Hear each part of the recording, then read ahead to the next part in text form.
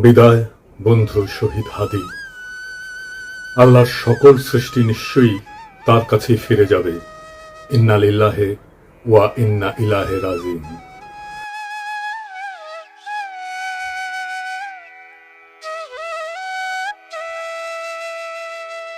ফ্যাসিবাদ বিরোধী সংগ্রামে আমাদের সহযোদ্ধা বীর শরীফ ওসমান হাদি আমাদের এই পৃথিবীর মায়া ছেড়ে চলে গেছে। সৃষ্টিকর্তা তার শহীদ মৃত্যু কবুল করে তাকে জান্নাতের উচ্চ মাকাম দান করুন। হাদির শহীদ হওয়ার খবরের পরে সারা বাংলাদেশ শোকে বিহ্বল এবং ক্রোধে বিক্ষুব্ধ হয়ে উঠছে।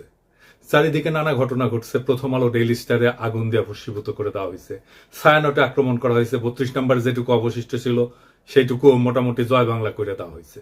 বাঙ্গু সুশীল প্রগতিশীলরা একসাথে ঝাঁপে পড়েছে আমার উপরে, আমি নাকি এসব করাইতেছি। একবার এরা কয় পিনাকির ডাকে কেউ আসে না, আবার এরাই কয় আমি মব করিচ্ছি। কি বিচিত্র এই বাঙ্গু সুশীলেরা। অথচ আপনারা জানেন গতকাল পরিস্থিতি শান্ত করার জন্য আমি কি না করেছি। এমনকি ডেইলি স্টারের সাংবাদিকদের যারা উদ্ধার করছে তাদের সাথে সার্বক্ষণিকভাবে যুক্ত থেকে কাজটা সুচারুরূপে যেন সম্পন্ন হয় সেটা আমি দেখছি। প্রিয় দেশবাসী, ডেইলি স্টার অফিসে ভেতরে অনেক সাংবাদিক আটকা পড়েছে। আপনারা মেহেরবানি করে সেনাবাহিনীকে আটকে পড়া সাংবাদিকদেরকে উদ্ধার করতে দিন। আপনাদের অনুরোধ করছি, মেহেরবানি করে দয়া করে আটকে পড়া সাংবাদিকদেরকে সেনাবাহিনীকে উদ্ধার করতে দিন। হাদির পবিত্র স্মৃতিকে কলঙ্কিত আমরা না করি। সবাইকে আমি শান্ত থাকার আহ্বান জানাচ্ছি। সেনাবাহিনীর যে দল এখানে তাদের উদ্ধার করতে গেছিল তারাই বার্তা পাঠায় জানাইছে তারা উদ্ধার করতে পারতেছে না, আমি যেন সাহায্য করি। যাই হোক, তবে যদি কেউ বলে যে প্রথম আলো ডেইলি স্টারের আর ছায়ানটের বিরুদ্ধে অবিরাম ফাইট দিয়ে গেছি, আমি তাদের জয় বাংলা করার ইচ্ছা পোষণ করেছি, এটা সত্য। এর জন্য যদি আমরা দায় দিতে চাই দিতে পারে, ফেয়ার এনাফ, আমিও দায় নিতে রাজি আছি। তবে সাথে উদিসি আর সিবিবি জয় বাংলা করতে চাইছি, এবার হয় নাই, হবে ইনশাল্লাহ। আমি প্রত্যেকটা ইনস্টিটিউটকে অসংখ্যবার তারা কি কি আকাম করতেছে সেটা দেখাই দিছি। বলছি সংশোধিত হইতে হয় নাই। আমি প্রথম আলোর সামনে জিয়াফত করেছি, দাবি ছিল প্রথম আলোর ডেইলি স্টারের সম্পাদকীয় নীতি পরিবর্তন করতে হবে, করে নাই। তাদের শয়তানি চালায় গেছে। কয়েকদিন আগে ডিসেন্ট দেখাইলো কিভাবে জামাত, বিএনপি, হেফাজত আর আওয়ামী লীগের কর্মসূচিতে সহিংসতার ভাষা প্রথম আলোতে আলাদা আলাদা, পুরা ভাষা আলাদা। এক একটা সংগঠনের জন্য এক এক রকম ভাষা। আওয়ামী লীগের জন্য সবচেয়ে সফট, কোনো পরিবর্তন নাই। জিয়াবতে আমাদের পিটায় তাড়ানো হইলেও সে কি উল্লাস ডেইলি স্টার আর প্রথম আলো সাংবাদিকদের। তো এটা বলে মানুষদের মনে থাকে, মনে না থাকলেও আমরা মনে করাই দেব। এখন প্রশ্ন, ছায়ানটে কেন হামলা? ছায়ানট কি গান শিখায়? না, গান না। তারাই বলে মুক্তিযুদ্ধের চেতনা বিনির্মাণ ছায়ানটের লক্ষ্য। এটা তো আওয়ামী বয়ান তৈরি সফট পাওয়ার। এটা তো জনগণ চিনে। হাসিনা পলায় গেছে, এরা তো আগের সেই কাজ করে যাচ্ছে। 2024-এ 5ই আগস্টের পর ফ্যাসিবাদের বিরুদ্ধে কোনো কাজ করেছে এরা? করা লাগলো নি, করে নাই। 2025-এ পয়লা বৈশাখে তারা বলে বাঙালি জাগবেই, সবাই মিলে সুন্দর দিন কাটানোর সময় ফিরবেই, মানে এখন নাই, সার্থক হবেই মানুষ, দেশ, এই পৃথিবীকে ভালোবেসে চলবার মন্ত্র। মানে সময়টা চলে গেছে, আবার আপাসট করে ফিরে আসবে। এখন সবাই মিলে সুন্দর করে দিন কাটাইতেছি না, এই কান্নাকাটি ওদের থাকবে। এই গান তো করতে আসে নাই, রাজনীতি করতে আসছে। মাইক খাবে না? আমাদের হাদিও একটা কালচারাল ফ্রন্ট করেছিল, ইনকিলাব মঞ্চ, ওরা তো মাইরাই ফেললো আওয়ামী লীগের লোক। তার পাল্টা তো আপনাদেরটা ভাঙচুর হইতেই পারে, মাইনা নেন। মানে আওয়ামী লীগ তো এতদিন একটা ভাব নিছে কি, গিলে করা পাঞ্জাবি পরবে, একটা পাশে চটি ব্যাগ থাকবে, সিথি করে চুল আঁচড়াবে, হ্যাঁ, এরপরে একটু একটু রবীন্দ্রনাথ করবে, শান্তিনিকেতনী ভাষায় বলবে, অশুদ্ধ অশ্লীল একদমই বলা যাবে না। এই করে করে করে করে আসাদুজ্জামান নূর শুধু গণহত্যাই করবে না, তার গাড়ি বহরে যারা হামলা করছে তাদেরকে গুম করছে, খুন করছে। এই যে ছায়ানটি, এই যে উদিচি, এই পুরো গ্রুপটা তাদের প্রোডাক্ট করা। এই যে হুমায়ুন আহমেদের সাহেবের যে নাটক করতো আমির খসরু, কি জানি খসরু, ভুলে গেছি, স্বাধীন খসরু। ভাবেন 54 বছর বয়স এই স্টুপিডটার। মানে আওয়ামী লীগ যে কত বড় স্টুপিড হইতে পারে, ওদের সব গেছে। মানে ওরা এই দুনিয়ার সমস্ত নারী অধিকারের তো টেন্ডার নিয়ে আসছে, নারী অধিকার নিয়ে কথা বলবে, ওরা সংস্কৃতি কর্মী। এই যে একজন মহিলা উপদেষ্টা, তার ছবিটা পিছনে রাইখা যেই ভাষায় যা বলতেছে, এইটা তো ছাপরি বললেও হয় না, এটা দুনিয়া কোথাও নাই, এটা কোনো ক্লাসই নাই। মূলত আওয়ামী লীগ এই ক্লাসেই বিলং করে। তো আওয়ামী লীগ যে এই ক্লাসে বিলং করে এইটা যাতে ধরা না পড়ে, এই জন্য তারা এইরকম গিলে করা পাঞ্জাবি, অনেক বুদ্ধিজীবী তাত্ত্বিক, এই যে তাদেরকে দিয়ে দিয়ে দিয়ে দিয়ে প্রচুর ভেগ কথাবার্তা বলাইতো। আপনি অর্ধেক বুঝবেন অর্ধেক বুঝবেন না, আলো আধারি ভাষা, চর্যাপদের মতো, মানে বিরাট একটা তাত্ত্বিক ব্যাপার। এই বলে বলে তারা বাঙালি জাতীয়তাবাদের নামে বাংলাদেশকে টুঙ্গিপাড়ার কলোনি বানাইছিল। আমাদেরকে এখন যেটা করতে হবে, সেই কলকাতা এবং টুঙ্গিপাড়ার কলোনিয়ালিজম ভেঙে ঢাকার বাংলাদেশ গড়ে তুলতে হবে। আর বাংলা মানে আর এখন আর কলকাতা না, বাংলা মানেই বাংলাদেশ। এই স্বাধীন পরিচয়ের জন্য আমাদের দীর্ঘ প্রস্তুতি নিতে হবে, মনস্তাত্ত্বিক লড়াই, সাংস্কৃতিক লড়াইয়ের জন্য। আমি আশা করছি যে আপনারা সবাই যে যার পরিসরে, জুলাই শুধু বাঁচিয়ে রাখলে হবে না, জুলাইকে মাথা উঁচু করে বাঁচিয়ে রাখতে হবে, তাহলেই বাংলাদেশের স্বাধীনতা, সার্বভৌমত্ব বাঁচবে, বাংলাদেশ বাঁচবে। হাদিরা আসলে মারছে কে?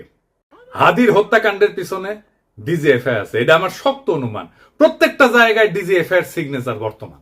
কেন কইছি? কারণ ওয়াকারের পথ বালক আর ডিজিএফআই হাদির ঘটনা নিয়ে একদম প্রথম থেকে উদ্দেশ্যমূলকভাবে মিথ্যাচার করতেছে। কিভাবে? একদম দেখাই দিই চোখে আঙুল দিয়া। ঘটনা ঘটে শুক্রবার 12 ডিসেম্বর দুপুরের দিকে।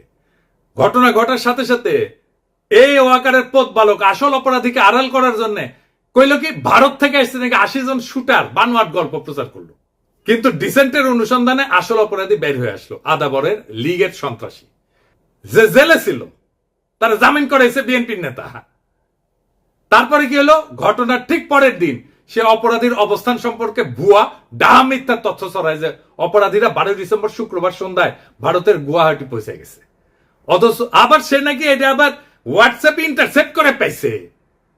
চিন্তা করেন। অথচ অপরাধ ঘটে দুপুরের দিকে ঢাকা থেকে রওনা দিয়ে সন্ধ্যায় আসামের গুয়াহাটি পৌঁছানো সড়ক পথে অসম্ভব একটা ঘটনা।